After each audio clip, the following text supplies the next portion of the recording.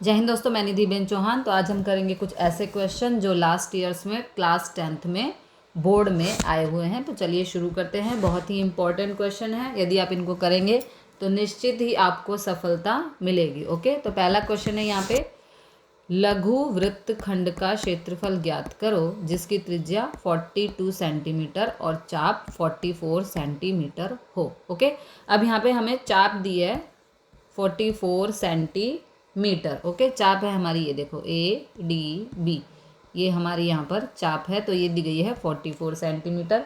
जब हमें चाप दी गई हो, ठीक है, तो हम सबसे पहले थीटा यानी कि यहाँ पे जो एंगल है वो फाइंड करेंगे। उसके लिए चाप के लिए एक सूत्र है जो आपको लर्न करना होगा, थीटा बटे 360 2πr is equal to 44, because हमें 44 यहाँ पे चाप दी गई है। ओके, अब इसे हम सॉल्व करेंगे। थीटा हमें यहाँ फाइंड करना है, 2π की वैल्यू 22/7 गुणा r हमें यहाँ पे दी गई है 42 is equal to 44। Okay, theta को यहाँ पर ही छोड़ देंगे, बाकी सभी वैल्यूज़ को उठा के उस तरफ लेकर जाएंगे। ओके, 360 यहाँ भाग हो रहा है, इस तरफ आएगा तो गुणा, 7 यहाँ भाग हो रहा है, इस तरफ आएगा तो गुणा में चला जाएगा 7। ओके, अब 2 यहाँ गुणा हो रहा है, शिफ्ट करेंगे तो भाग में जाएगा। 22 यहाँ गुणा हो रहा है, शिफ्ट करेंगे तो भाग में जाएगा। 42 यहाँ गुणा हो रहा है, शिफ्ट करेंगे तो भाग में जाएगा। अब इन सबको हम कट कर देंगे। देखो कैसे करेंगे, 2 एकम 2, 2 दूनी 4, 2 दूनी 4, 22 से 22 कट। ओके, क्या बचा, 360 इंटू 7 अपॉन, नीचे 2 कट गया, 22 कट गया, 42। 7 एकम 7, 7 छिक 42, 6 एकम 6, 6 छिक 36 और 0, दैट मीन्स 60। तो थीटा हमारा आ गया 60 डिग्री। ये थीटा हमारा आ गया 60 डिग्री। ओके, अब हम निकालेंगे, जो हमें निकालना है, क्या निकालना है हमें यहाँ पर, लघु वृत्त का क्षेत्रफल। ये तो लघु वृत्तखंड का क्षेत्रफल था, है ना। तो ये कितना आ गया, हमने इसे थीटा निकाला पहले 60 डिग्री। अब हम निकालेंगे लघु वृत्तखंड का क्षेत्रफल। ओके, तो लघु वृत्तखंड का क्षेत्रफल कैसे निकालते हैं, वही हमें फाइंड करना है ना, लघु वृत्तखंड का क्षेत्रफल। तो हम वो कैसे निकालेंगे, देखो इसके लिए हम अगले पेज पर चलते हैं। ओके, थीटा हमारा आ चुका है यहाँ पे 60 डिग्री। तो लघु वृत्तांश हम यहाँ पर लिखेंगे,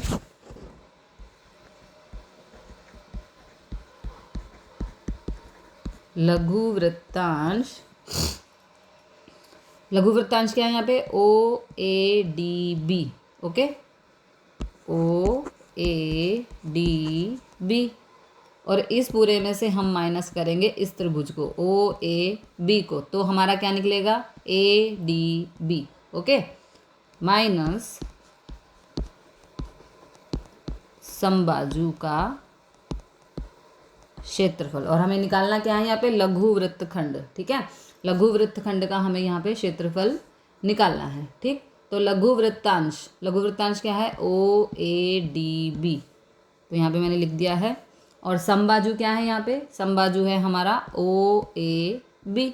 ओके, तो OADB में से हम समबाजू को माइनस करेंगे तो हमें मिलेगा ADB, जो कि है हमारा लघु वृत्तखंड। ओके, तो लघु वृत्तखंड का क्षेत्रफल हम निकाल रहे हैं। अब लघु वृत्तांश OADB का क्षेत्रफल होता है थीटा बटे 360 πr²। इसमें से हमें माइनस करना है समबाजू का क्षेत्रफल, जो कि है OAB। ओके, तो उसका सूत्र होता है √3/4 r²। ओके, अब इसमें से हम देखो r², इसको हम यहाँ पे कॉमन ले लेंगे। ठीक है, तो अंदर क्या बचेगा, थीटा बटे 360 पाई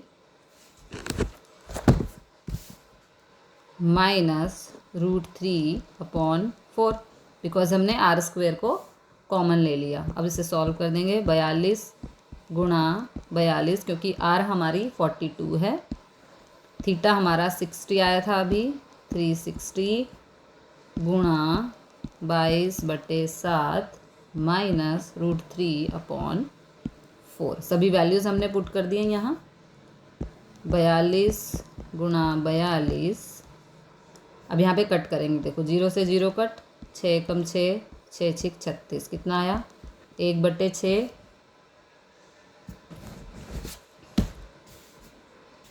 1/6 गुणा 22/7 माइनस √3/4।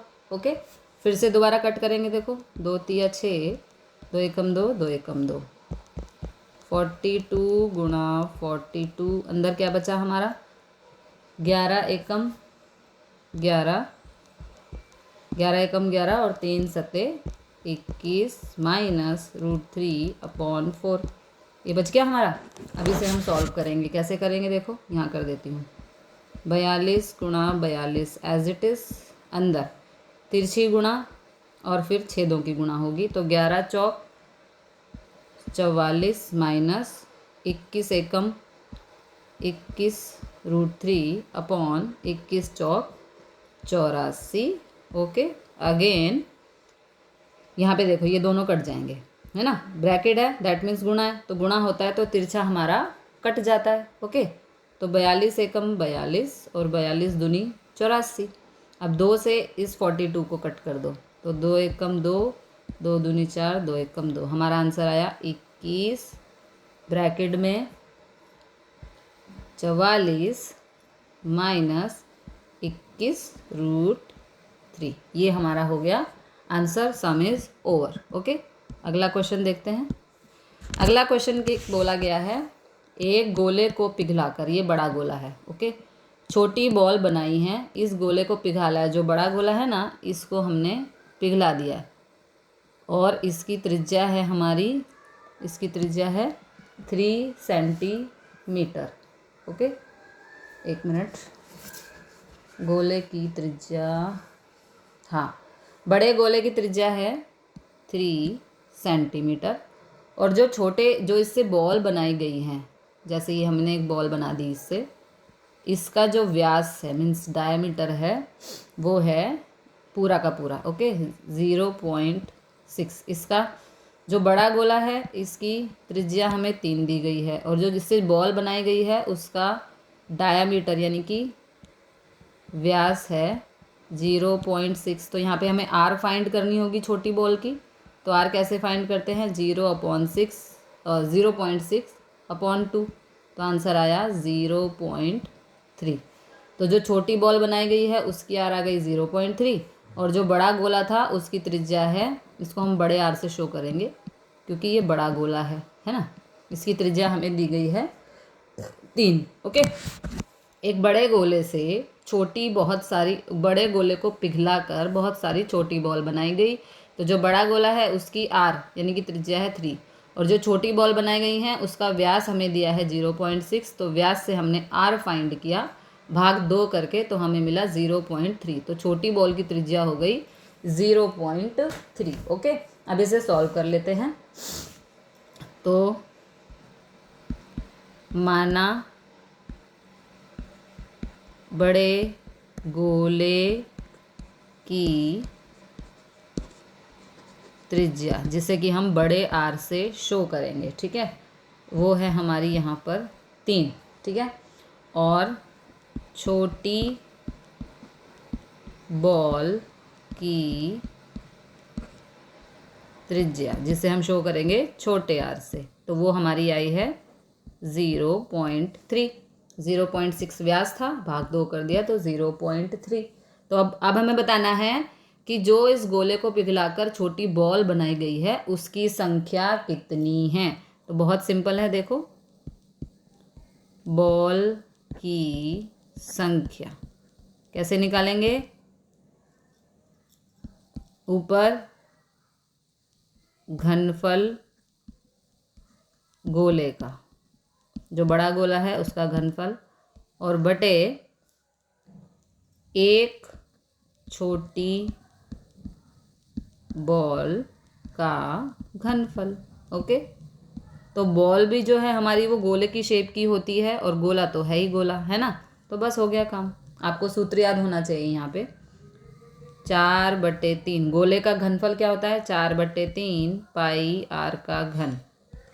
4/3 पाई आर का घन। देखो क्या फ़र्क है, ये बड़ी आर क्योंकि गोले की बात हो रही है, और ये छोटी आर क्योंकि जो उससे बनी छोटी बॉल है, बट सूत्र सेम ही रहेगा क्योंकि दोनों ही गोले हैं। ये बड़ा गोला है और ये छोटा गोला। ओके, 4/3 से 4/3 कैंसिल, पाई से पाई कैंसिल, और यहाँ पे ये आर का घन है, सॉरी।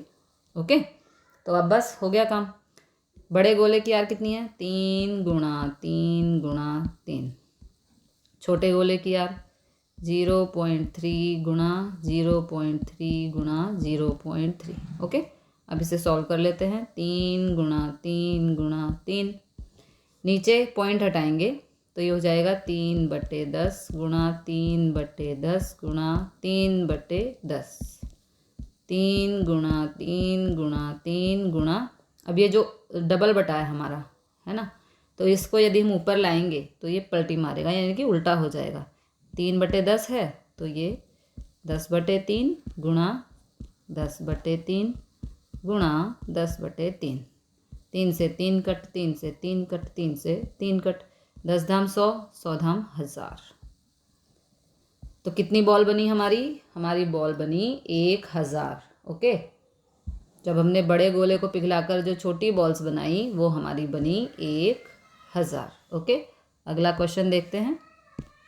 अगला क्वेश्चन है हमारा बहुलक ज्ञात करो। ओके, तो हमें बहुलक ज्ञात करना है। यहाँ पर क्या दिया है? यहाँ पे दैनिक खर्च दिया है और घरों की संख्या दी है, तो इनका हमें बहुलक यहाँ पे ज्ञात करना है।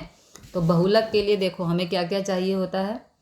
पहले इसमें देखते हैं, जो घरों की संख्या है इसको हम बोलते हैं f। क्या बोलते हैं? इसको हम बोलते हैं f। ओके, तो f में सबसे जो बड़ा है यानी कि जो 12 है वो है हमारा f1। इससे जो पहले नंबर है वो है f0, और जो इसके बाद है वो है f2। ठीक है, ये सब चीज़ें हमें चाहिए यहाँ पर। तो यहाँ पर देखो, अब जो लोवेस्ट L जिसको बोलते हैं, जो हमारा सबसे बड़ा नंबर है, उसका जो ये नंबर है 200 से 250 में आ रहा है, तो L हो जाएगा 200। ओके, f1 हो गया, f0, h होता है इन दोनों का डिफरेंस, यानी कि 150 में 100 को माइनस करो 50, 200 में से 150 को माइनस करो 50, 250 में से 200 को माइनस करो 50, 300 में से 250 को माइनस करो 50, तो वो हमारा हो जाएगा h। पहले हम यहाँ पे सारी इंक्वायरी अपनी जो भी जानकारी है वो लिख लेते हैं। तो L बराबर हो गया 200। क्यों? क्योंकि देखो यहाँ पे f1 सबसे बड़ा, f में जो सबसे बड़ा नंबर है वो 12, तो उसमें जो वर्ग दिया गया है दोनों 200 से 250, तो L हो जाएगा 200।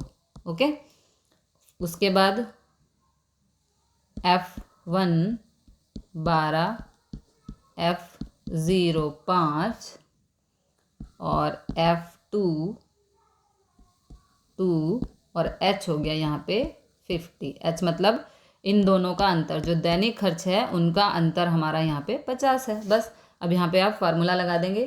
फार्मूला क्या होता है? बहुलक का फार्मूला। बहुलक का फार्मूला होता है z बराबर L plus f1 minus f0। आपको ये लर्न करना होगा। 2f1 minus f0 minus f2। Okay, तो यहाँ पे हम सभी वैल्यूज़ को पुट कर देंगे। बस 200 क्या है? 200 हमारा L है। ओके, प्लस f1 क्या है हमारा? 12, f0 है 5। ओके, 2, f1 है 12 माइनस f0 है 5 माइनस f2 है यहाँ पर 2। Okay, bracket close into h, sorry यहाँ पे मैंने h नहीं लिखा, इनटू h। तो h क्या है हमारा? 50। अब इसे सॉल्व कर दो। 200 प्लस 12 में से 5 गया, 12 में से 5 गया 7, 12 दूनी 24। ओके, माइनस माइनस प्लस, तो 5 और 2 हो गए हमारे 7 इंटू 50, 200 प्लस 7, 24 में से 7 गया तो यहाँ पे 17 गुणा 50, ओके। 200 प्लस 50 को 7 से गुणा कर दो तो यहाँ पर आएगा 350/17, ओके। Very simple. अब यहाँ पे करेंगे हम तिरछी गुणा, ओके।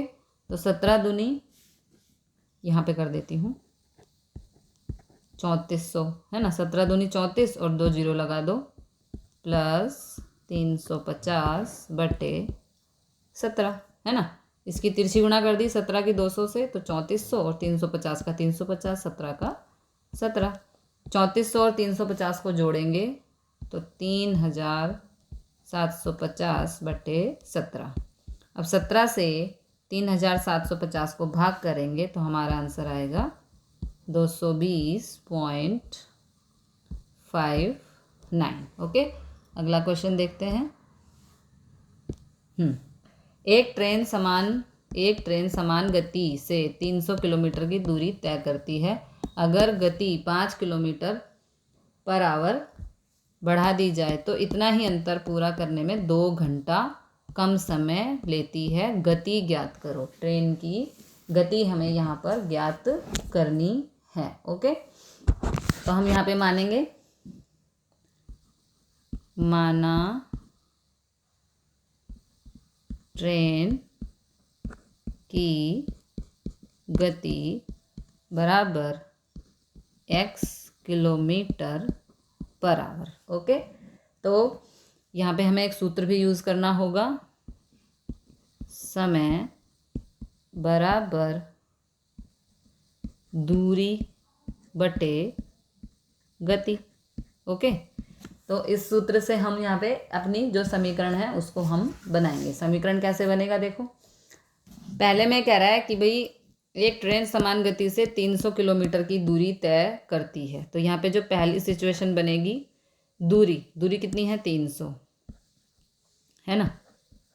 और जो हमने माना ट्रेन की गति, वो हो गई x, ओके। उसके बाद क्या कह रहा है कि अगर गति 5 किलोमीटर प्रति घंटा बढ़ा दी जाए, गति बढ़ानी है, ओके।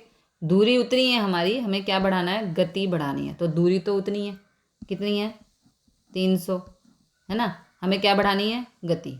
तो बढ़ा रहे हैं, दैट मीन्स प्लस कर रहे हैं, ओके। तो क्या कह रहा है कि अगर उतनी ही दूरी वो ट्रेन की गति बढ़ा दी जाए तो इतना ही अंतर यानी कि 300 किलोमीटर पूरा करने में 2 घंटा कम समय लेती है। तो गति ज्ञात करो, ओके। तो कैसे करेंगे देखो। अकॉर्डिंग टू क्वेश्चन, इसमें हमें क्या बोल रहा है, नई गति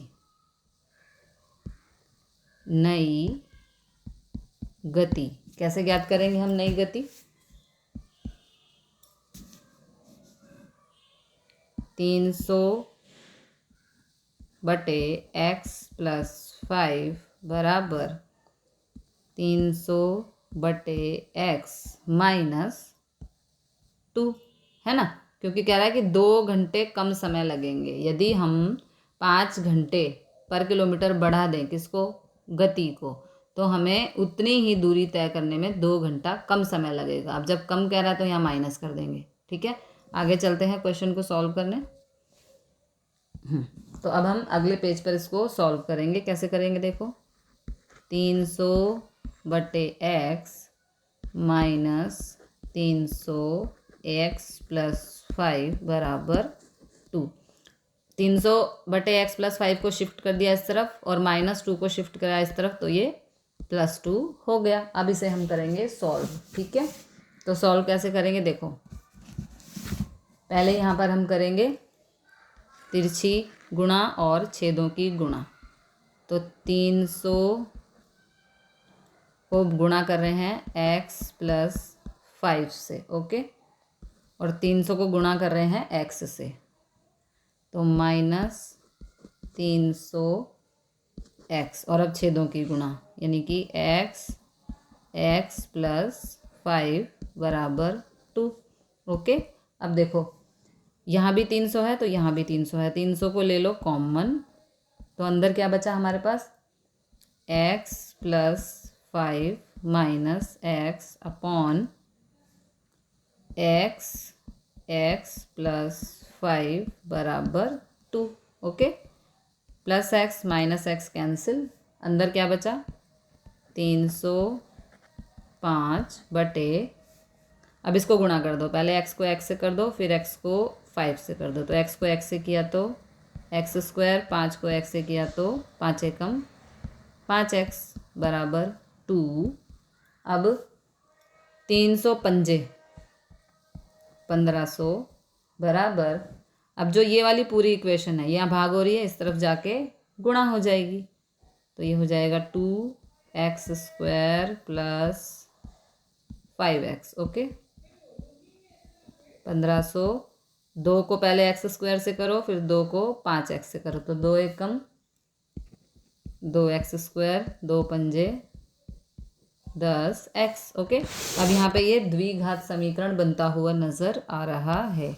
कैसे बन रहा है देखो, यहाँ पर 2x स्क्वायर प्लस 10x है, तो इसको हम इस तरह लिख देंगे 2x स्क्वायर प्लस 10x, 1500 को शिफ्ट करेंगे तो ये हो जाएगा माइनस 1500 बराबर 0। ये बन गया आपका द्विघात समीकरण। सभी में से 2 को कॉमन ले लो, तो क्या बचेगा यहाँ पर, x square plus 5x minus 750 बराबर 0। ओके, अब इसके करने हैं हमें गुणनखंड, तो गुणनखंड देखो कैसे करते हैं, बहुत ध्यान से करना है। आगे वाले नंबर और पीछे वाले नंबर की करनी है गुणा, क्या करनी है, 1 गुणा 750 कितना आया 750। ठीक है, अब 750 का हम लेंगे एलसीएम, 2 से करेंगे, 2 तिया 6, 2 सत्ते 14, 2 पंजे 10। ओके, अब 7 और 3 10, 3 से होगा, 3 एकम 3, 3 दूनी 6, 3 पंजे 15। अब 5 से करेंगे, 5 दूनी 10, 5 पंजे 25, 5 एकम। ओके, तो यहाँ पे देखो 5 तिया 15, 15 दूनी 30 और 5 पंजे 25, 30 और 25, यदि हम 25 और 30 को गुणा करते हैं तो हमें मिलता है 750। ठीक है, जो ये बीच वाला नंबर है इसके हमें 2 ऐसे टुकड़े करने हैं कि गुणा करने पर 750 आए और प्लस या माइनस करने पर 5 आए। ठीक है, तो 30 में से यदि हम, ये प्लस का 5 है तो बड़ा नंबर प्लस का और छोटा नंबर माइनस का, तो 30 में से यदि हम, प्लस के 30 में से यदि हम -25 को घटाएं तो हमें मिलेगा +5। ओके, और वही हमें चाहिए, और 25 और 30 को यदि हम गुणा करते हैं तो हमें मिलता है 750। ओके, अब मैं यहाँ से इसको कर दूँगी डिलीट, इस तरह से हम इसके गुणनखंड कर देंगे। ठीक है, तो पेंसिल ले लेते हैं पहले। हाँ, तो हमारे गुणनखंड हो चुके हैं, x square plus 30x minus 25x minus 750 बराबर 0। इसमें से हम कॉमन लेंगे x, तो यहाँ पे बचेगा x प्लस 30 और यहाँ पर भी x प्लस 30 बराबर 0। इनमें से कॉमन लेंगे हम -25, यहाँ पे इस माइनस को चेकिंग करते हैं, minus plus minus minus plus minus, यानी कि माइनस यहाँ पर ठीक है, x माइनस 25 x प्लस 30 बराबर 0, दोनों के शून्य फाइंड करते हैं, 0 x प्लस 30 बराबर 0, x बराबर हो जाएगा 25, शिफ्ट किया निशान चेंज, x बराबर हो जाएगा -30, शिफ्ट किया तो निशान चेंज, तो हमारा यहाँ पर आंसर होगा 25। ये हो गई हमारी ट्रेन की गति। ओके, अगला क्वेश्चन देखते हैं। अगला क्वेश्चन कह रहा है x के लिए ज्ञात करें, तो क्या ज्ञात करना है यहाँ पर, बहुत ही इजी सम है और बहुत ध्यान से करेंगे। टाइम देखो, सबसे पहले जो 1/x है इसको हम इस तरफ शिफ्ट करेंगे, ठीक है। देखो कैसे करेंगे।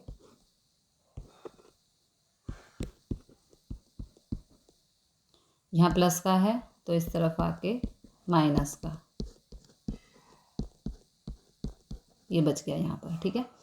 उसके बाद इस x की तिरछी गुणा 1 से और इस पूरी वैल्यू की तिरछी गुणा 1 से, तो यहाँ पर हो जाएगा x एकम x, इस पूरी टर्म की यहाँ माइनस से भी गुणा होगी ना, तो प्लस का है तो माइनस का हो जाएगा, ये भी माइनस का हो जाएगा, -b और -x अपॉन, अब सीधी गुणा, पहले तिरछी गुणा और अब सीधी गुणा नीचे, छेदों की गुणा कहते हैं जिसको, x a plus b plus x बराबर 1/a प्लस 1/b। ओके, नहीं इसको हम यहाँ पर ही गुणा कर देते हैं, सॉरी, हाँ, तिरछी गुणा और फिर छेदों की गुणा, तो b Ekam b, a Ekam a और a को b से किया तो ab। ओके, अब x से x कैंसिल, यहाँ पर क्या बचा -a -b, तो इसमें से हम ले लेंगे माइनस कॉमन, तो अंदर बचेगा a plus b। Okay, minus common ले लिया है और नीचे as it is x a plus b plus x बराबर, आगे पीछे कर देते हैं इसको, a प्लस b और ab। ओके, अब इस टर्म में देखो ये a प्लस b है, ये यहाँ पे गुणा हो रहा है, यदि यहाँ पे नीचे जाएगा तो भाग हो जाएगा, कैसे, देखो ऐसे, यहाँ पर -1 छोड़ देते हैं, x a plus b plus x बराबर a plus b a b, यहाँ पे ये गुणा हो रहा है, इस तरफ आएगा तो ये भाग में जाएगा, तो यहाँ पे ये हो गया हमारा कैंसिल। ओके, आगे सम करते हैं यहाँ पर। तो आगे क्या बचा हमारे पास, -1 upon x a plus b plus x बराबर 1/ab।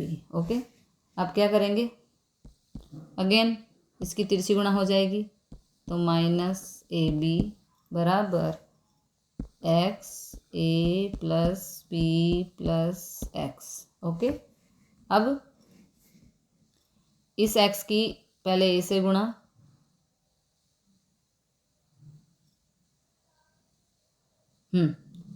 फिर b से गुणा और फिर x से गुणा, ठीक है, तो ये हो जाएगा ax plus bx plus x², ठीक है, और जो यहाँ पे -ab है इसको हम शिफ्ट कर देंगे इस तरफ, तो ये हो जाएगा +ab, तो यहाँ हो जाएगा 0। ओके, अब इन दोनों में से ले लेंगे हम कॉमन x को, x कॉमन लिया, अंदर क्या बचा, a प्लस b, नहीं यहाँ पे कुछ गड़बड़ हो गई, 1 मिनट, पेन ले लेते हैं। यहाँ पर इस x से a को गुणा किया, ax bx और x² और माइनस हो गया ab, हाँ,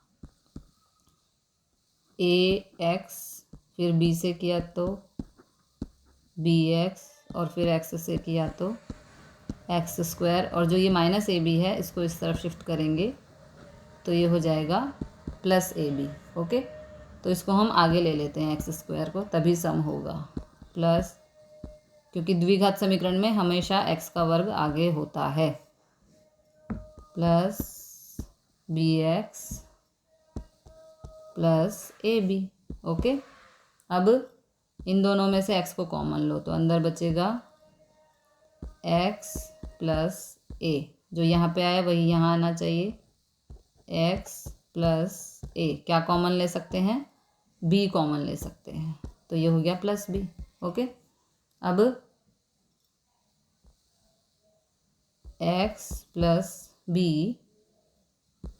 और x प्लस a बराबर 0। ओके, अब इन दोनों के शून्य शोध लो। x प्लस बी बराबर 0 और x प्लस ए बराबर 0। तो x को यहीं छोड़ेंगे, b को शिफ्ट करेंगे माइनस बी, और x को यहीं छोड़ेंगे, a को शिफ्ट करेंगे तो माइनस ए। ये हो गए हमारे आंसर। तो यही हमारा क्वेश्चन था, x के लिए ज्ञात करें। तो x के लिए हमने ज्ञात किया, तो आंसर आया माइनस बी और माइनस ए। अगला क्वेश्चन देखते हैं। अगले पे कुछ नहीं है। हाँ, एक समांतर श्रेणी में 50 पद हैं जिसका तीसरा पद 12 है, आखिरी पद 106 है, तो 29वां पद हमको बताओ। ठीक है, तो यहाँ पे देखो, एक समांतर श्रेणी में 50 पद हैं, तो n हो गया हमारा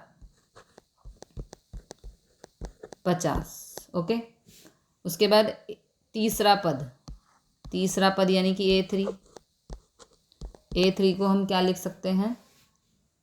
A3 है हमारा 12 और 50 पद हैं टोटल, तो आखिरी पद कितना दिया है? 106।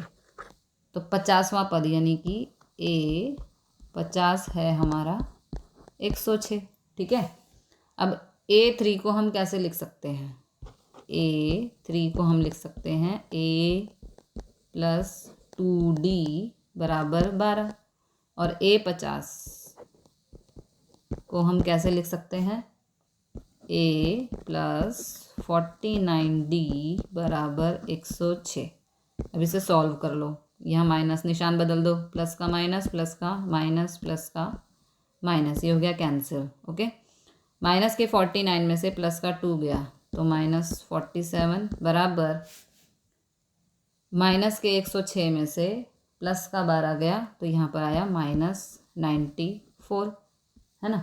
माइनस से माइनस कट, और यहाँ पे डी है ये। ओके, डी को यहीं छोड़ेंगे, 94, 47 यहाँ गुणा हो रहा है, इस तरफ आएगा तो भाग में, 47 एकम 47, 2 जा पे 94, तो डी बराबर आ गया हमारा 2।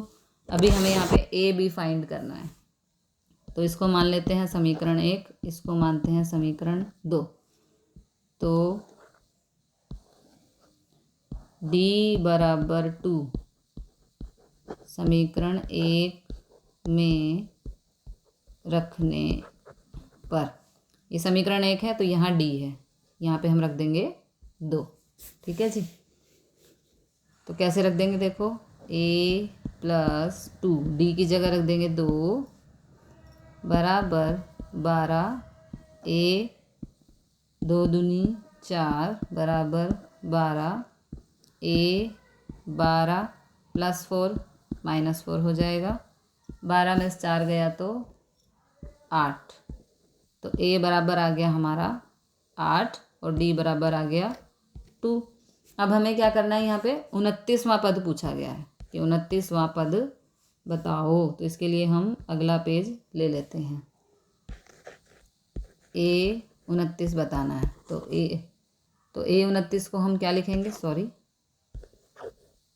A29 को हम क्या लिख सकते हैं? A प्लस 28D, है ना। तो A की जगह हम 8 लिख सकते हैं, 28D की जगह 2 लिख दो, तो 8 प्लस 28 दूनी 56, 56 और 8 को जोड़ दो यानी कि 64। तो 29वां पद हमारा क्या आ गया? 64। ओके, तो मिलते हैं अगले क्वेश्चन के साथ अगली वीडियो में। जय हिंद, जय भारत।